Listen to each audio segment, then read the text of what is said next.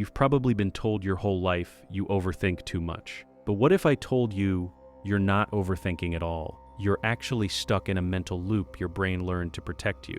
And once you understand this loop, everything starts to make sense. Because this isn't a weakness, it's a pattern, and patterns can be changed. Number 1, your brain is trying to keep you safe, not stuck. Psychology shows that what feels like overthinking is often your brain running threat simulations. It's trying to predict what could go wrong so you can avoid pain. For example, you replay a conversation 10 times, thinking, did I say something wrong? That's not stupidity. That's your brain trying to protect your social connection, because deep down, your mind believes, if I can spot the mistake, I can prevent rejection. But the truth is, this loop doesn't end because there's no perfect answer. And the more you search for certainty, the deeper you go. So it's not overthinking, it's overprotecting. Number 2, you're searching for control in uncertain situations.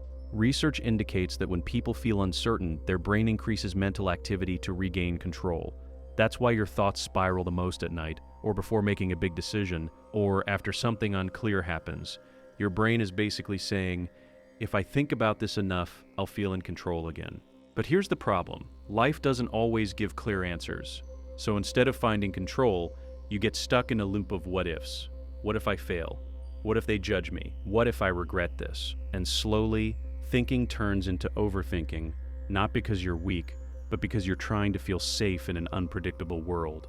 Number 3, you've trained your brain to believe thinking equals solving. The more you analyze something, the more your brain assumes this must be important. So it keeps bringing it back, again and again. Psychology calls this reinforcement. The more attention you give a thought, the stronger it becomes. For example, one small mistake at school or work becomes a full mental movie in your head. Not because it's actually that big, but because your brain learned we need to focus on this. Over time, thinking becomes your default response to discomfort. But here's the shift. Not every thought needs your attention. Sometimes, the smartest thing you can do is not think more, but step back. Number 4, you're emotionally aware, and that's overwhelming sometimes. People who overthink are often highly aware of emotions, both their own and others. You notice tone, behavior, small changes. You pick up on things others ignore. That's a strength. But without boundaries, that awareness turns into mental overload. You start asking, why did they act like that? Did I upset them? What are they thinking about me? And suddenly, your mind is trying to solve emotions that were never yours to solve.